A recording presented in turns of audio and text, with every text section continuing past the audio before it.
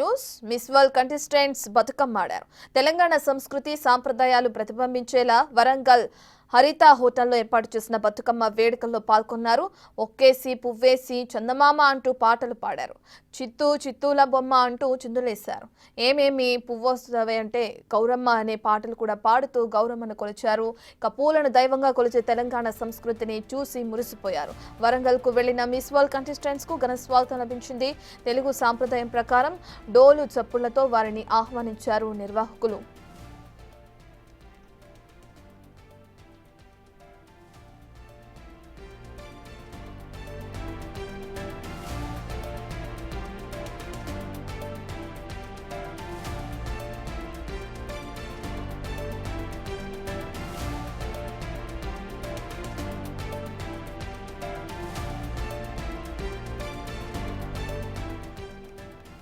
Right, miss world contestants అంతా కూడా బతుకమ్మ ఆడడం జరిగింది. తెలంగాణ సంస్కృతి సాంప్రదాయాలు ప్రతిబింబించేలా ఇప్పటికే వాళ్ళు వరంగల్లోని హరిత హోటల్లో ఏర్పాటు చేసిన బతుకమ్మ వేడుకల్లో కూడా పాల్గొనడం జరిగింది.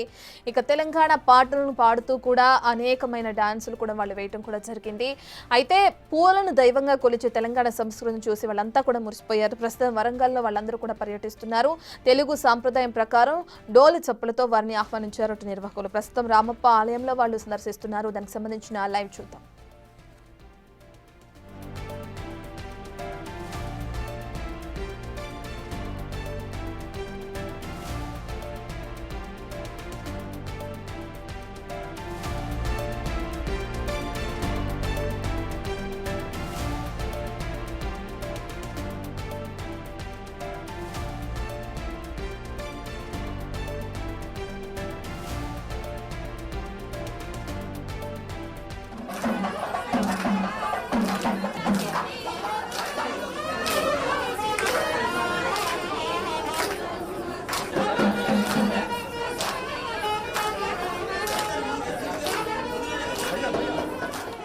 రైట్, ఇక మనం బిగ్ టీవీ స్క్రీన్ పైన చూస్తున్నాం. ప్రస్తుతానికి హైదరాబాద్ లో ఉన్న మిస్ వరల్డ్ కంటెస్టెంట్స్ అంతా కూడా వరంగల్ వెళ్ళడం జరిగింది. వరంగల్లోని 1000 స్తంభాల గుడిని కూడా వాళ్ళు సందర్శించడం కూడా జరిగింది. ప్రస్తుతం వాళ్ళంతా రామప్ప ఆలయ సందర్శనలో ఉన్నారు.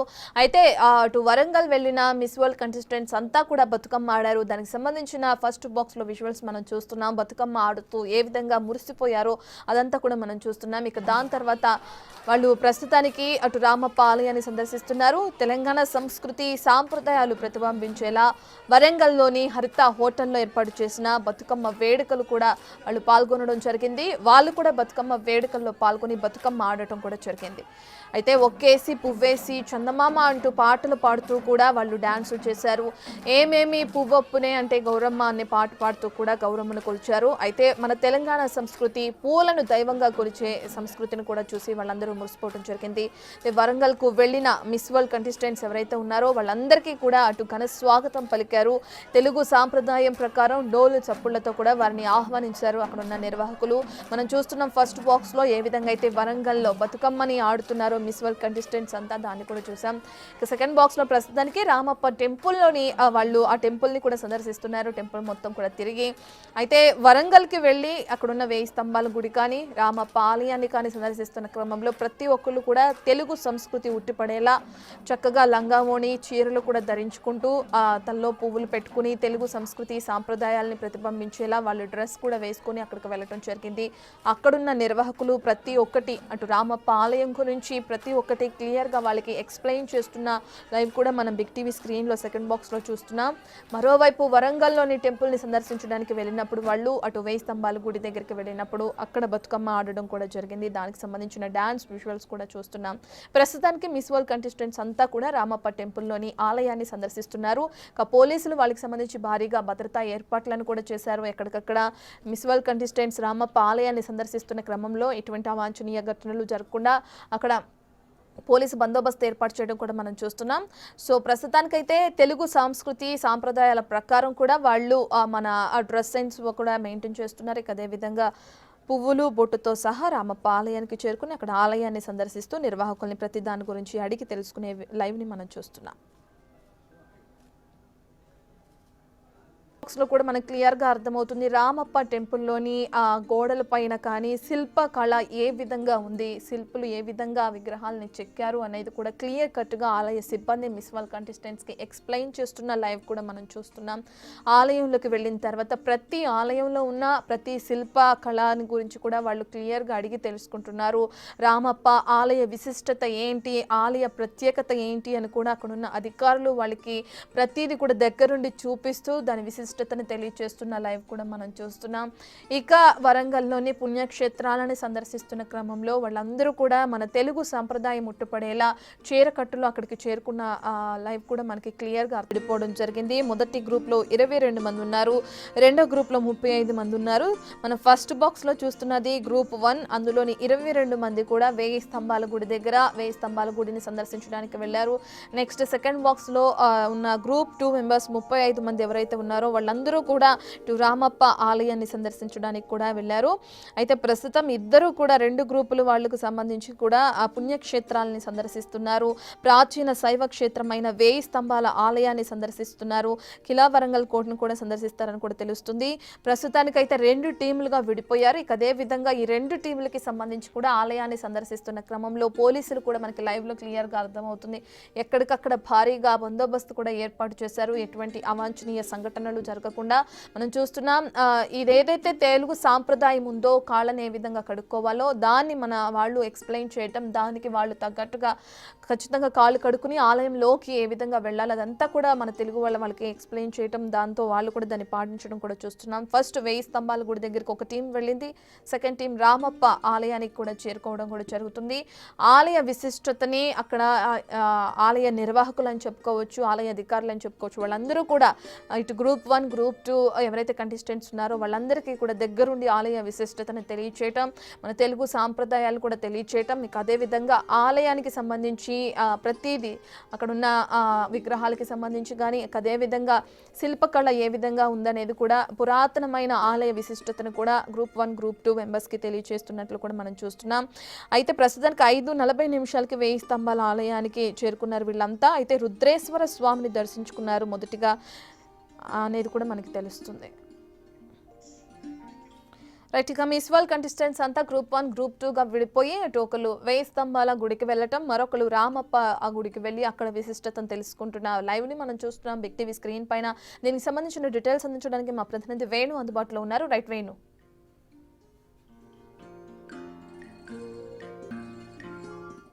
ఎప్పుడు జరిగింది, ఇందులో ఉన్నటువంటి ప్రత్యేకత ఏంటనే దానిపై కూడా అందగత్తెలకైతే వివరిస్తున్నారు. ఆ తర్వాత దర్శనం తర్వాత వీళ్ళందరినీ కూడా కిలా వరంగల్ కోటకు 6:25 నిమిషాలకు చేరుకుంటారు. ఇంకా మరికొద్ది నిమిషాల్లోనే కొంచెం బయలుదేరి కిలా వరంగల్ కోటకైతే చేరుకుంటారు. కోటలో ప్రధానమైనటువంటి ప్రోగ్రామ్స్ ఏర్పాటు చేయడం జరిగింది. మొత్తంగా 45 నిమిషాలు కిలా వరంగల్ కోటలో ఏర్పాటు చేయడంతో అక్కడ కళాకారులకు సంబంధించినటువంటి అంశాలు అక్కడ ఉంటాయి. 10 నిమిషాల సేపు పేర్ని తాండవం, భరతనాట్యం అక్కడ ప్రదర్శన ఉంటుంది. దాంతో పాటుగా సౌండ్ లైటింగ్ సిస్టమ్ తో ఒక మ్యూజిక్ షో కూడా 8 నిమిషాల పాటు ఏర్పాటు చేశారు. ప్రధానమైనటువంటి కాకతీయ రాజధానిగా ఉన్నటువంటి కిలా వరంగల్ కోట సందర్శించడం, అక్కడ ఉన్నటువంటి కళాకృతులను పరిశీలించి ఫోటో సెషన్ ఉండబోతుంది. ఫోటో సెషన్ తర్వాత తిరిగి ఇదే వెహికల్స్ లోపల తిరిగి హరితౌడర్ చేరుకొని ఇక్కడనే భోజనం చేసిన తర్వాత హైదరాబాద్ వెళ్తారు. ఇక ప్రస్తుతము రామప్ప ఉన్నటువంటి టీం కూడా కొద్దిసేపటి క్రితమే పడమర గేట్ నుంచి గార్డెన్ లోపలికి వెళ్ళారు. గార్డెన్ లో అక్కడ ఉన్నటువంటి గిరిజన కళాకారులతోని, నృత్య కళాకారులతోని వాళ్ళ ప్రదర్శన చేశారు. కొమ్ముకోయ నృత్యం చేస్తూ వాళ్ళకు స్వాగతోపన్యాసం పలకడం జరిగింది. దాంతో పాటుగా అక్కడ 2 టీమ్స్ దాదాపు 35 మందితో 2 టీమ్స్ అక్కడ ఏర్పాటు చేయడం జరిగింది.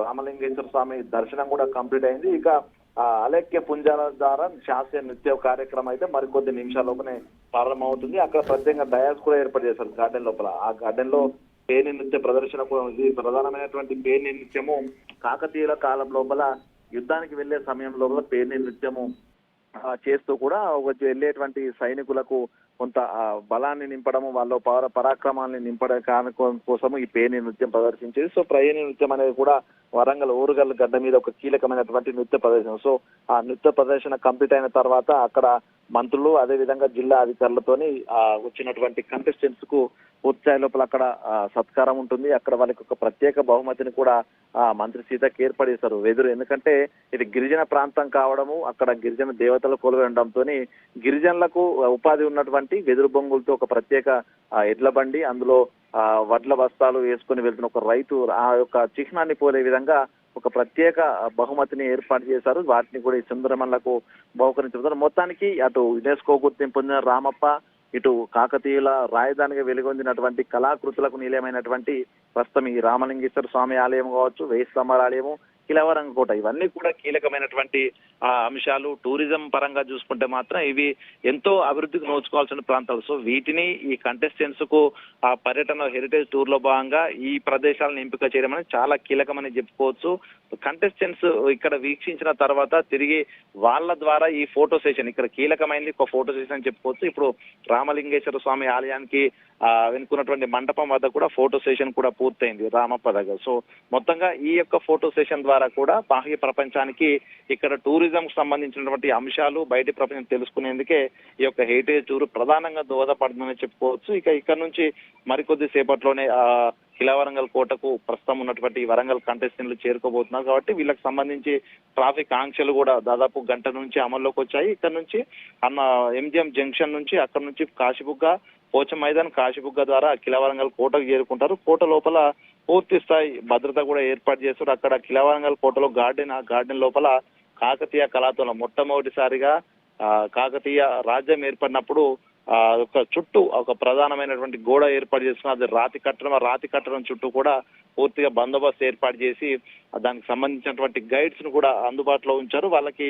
వివిధ భాషల లోపల వీళ్ళకు గైడ్స్ వివరించడానికి ప్రత్యేకమైనటువంటి గైడ్స్ ను కూడా తెప్పించారు. వాళ్ళ సమక్షం లోపల అసలు కాకతీయుల సమయం లోపల రాజధాని ఏ విధంగా ఉండేది, కళాకృతులకు ఏ విధంగా దశకు చేరుకున్నాయి, మొత్తానికి ఈ యొక్క కళాకృతులకు సంబంధించినటువంటి వివరాలన్నీ కూడా గైడ్ వివరించబోతున్నారు. మొత్తానికి ఈ 20 మంది వరంగల్లో ఉన్నటువంటి హెరిటేజ్ టూర్ లో ఉన్నటువంటి 20 మంది కూడా ఫోటో సెషన్ చాలా కీలకం. ఎందుకంటే ఆ ఫోటో సెషన్ లో ప్రస్తుతం కిలావరంగల్ కోటలో ఉన్నటువంటి వివిధ కళాకృతులు మొత్తం సూక్ష్మ సూది మొనతో వెళ్ళేటువంటి చిన్న చిన్న రంధ్రమైనటువంటి భారీ స్థాయి శిల్ప కళాకృతులను ఆ సమయంలో తయారు చేసినట్టే ఆ స్థాయి నైపుణ్యత కాకతీయుల కాలంలో ఉండేది. సో ఆ గొప్పతనాన్ని ప్రధానంగా ఈ కంటెస్టెంట్లకు వివరించారు. ఇదంతా కూడా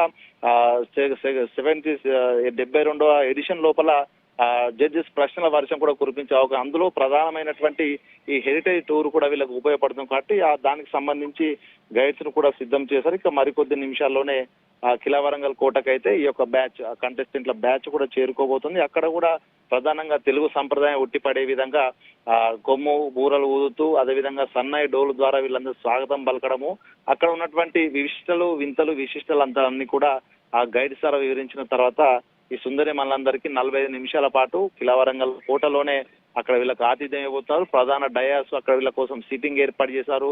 ప్రధానమైనటువంటి ఎన్నడూ లేని విధంగా ఒక ప్రత్యేక సౌండ్ సిస్టమ్ ని బట్టి లైటింగ్ ఎఫెక్ట్ ఇచ్చేటువంటి మ్యూజిక్ సిస్టమ్ కూడా కోట లోపల ఏర్పాటు చేశారు. సో అదే ప్రధాన ఆకర్షణగా నిలవబోతోంది. ఎందుకంటే అక్కడ ఉన్నటువంటి శిల్ప కళాకృతులన్నీ కూడా ఒక్కసారి చూస్తే మర్చిపోలేని పరిస్థితి. సో వాటన్నిటికీ లైటింగ్ సిస్టమ్ ద్వారా ప్రత్యేక లైట్లు త్రివర్ణ పతాకంతో కాకతీయ కళాతోరణానికి రంగులతో మ్యూజిక్ సిస్టమ్ తో కూడా అలంకరించడం జరిగింది. ఇంకా మరికొద్ది సేపట్లో ఆ కిలావరంగల్ కోట లోపల కూడా ఈ సుందరి మల్ల కోసము ఆ డ్యాన్సులు, అదేవిధంగా సాంస్కృతిక సంప్రదాయాలపై గైడ్ల నుంచి వివరణ అయితే ఇవ్వబోతారు. మొత్తానికి వరంగల్లో ఉన్నటువంటి ప్రోగ్రాం ఈ విధంగా కొనసాగుతుంటే ప్రస్తుతము రామప్ప దగ్గర కూడా గుస్సాది నృత్యంతో ఒక ప్రత్యేక గిరిజనులకు సంబంధించి గుస్సాది నృత్యంతో కూడా వాళ్ళకి స్వాగతం పలికారు. ప్రస్తుతము ఆ కోట లోపల గార్డెన్ లో కూడా వాళ్ళంతా ప్రస్తుతం సిట్టింగ్ అవుతున్న పరిస్థితి. సో అక్కడ కూడా పూర్తిగా శాస్త్రీయ నృత్యాలు, పేరు నృత్యాలు కూడా మరికొద్ది నిమిషాలు 6:30 నిమిషాలకు యాజ్ పర్ షెడ్యూల్ నృత్యం మొదలు కావాల్సి ఉంటుంది. శాస్త్రీయ నృత్యం అయిపోయిన తర్వాత పేరుని నృత్య ప్రదర్శన చేసిన తర్వాత 7:25 నిమిషాలకు వాళ్ళకు బహుమతుల ప్రధానోత్సవం, అక్కడ నుంచి ఆ తర్వాత ఫోటో సెషన్ కూడా కంప్లీట్ చేసుకొని తిరిగి 9 గంటల వరకు హరిత హోటల్ కు వచ్చే విధంగా ఏర్పాటు చేశారు. ఇటు భోజనం కోసం కూడా ప్రత్యేకంగా 75 రకాల వంటకాలు ఈ టీం కు సంబంధించి ప్రత్యేకంగా ఆర్డర్ చేసినటువంటి వంటకాలు 75 రకాల వంటకాలు ఏర్పాటు చేశారు. వీళ్ళకి సంబంధించి ఎటువంటి ఇబ్బందులు లేకుండా ప్రతి ఒక్కరికి ఒక్కొక్క కంటెస్టెంట్ కి ఒక కేర్ టేకర్ ఏర్పాటు చేశారు. మొత్తానికైతే ఎటువంటి ఇబ్బందులు కలగకుండా ఒక కొత్త ప్రపంచానికి వచ్చామనేటువంటి ఫీలింగ్ ఈ సుందరిమన్లో కలిగే విధంగా అయితే ప్రస్తుతము ప్రభుత్వం ఏర్పడింది. ఇందులో ప్రత్యేకంగా చెప్పుకోవాల్సింది ఏ కార్యక్రమం జరిగినా కూడా ఇటు ప్రైవేటు ఏజెన్సీలకు అప్పచెప్పడం కానీ లేకపోతే 5 స్టార్ హోటల్స్ లో అప్పచెప్పడం జరిగేది. కానీ ఈసారి మాత్రము ప్రధానంగా తెలంగాణ టూరిజం డిపార్ట్మెంట్ చెందినటువంటి అధికారులు సిబ్బంది ముందుండి ఈ కార్యక్రమం నడిపించిన షోబోట్ అనేటువంటి ఒక సంస్థతో తప్ప మొత్తం అంతా కూడా తెలంగాణ టూరిజం మాత్రమే చూసుకుంటుంది. ప్రధానంగా వీళ్ళకు వెహికల్ మొదలుకుంటే తెలంగాణ టూరిజం రైట్. ముందుండి తిరుమల తీసుకొస్తే మన మరికొద్ది క్షణాల్లోనే ఈ శాస్త్రీయ నృత్యం మొదలు కావచ్చు. దాన్ని ఆసక్తిగా తిలకించడానికైతే సుందరిమన్లు అయితే వేచి చూస్తున్న పరిస్థితి ఉంది. Right, thank you Venu.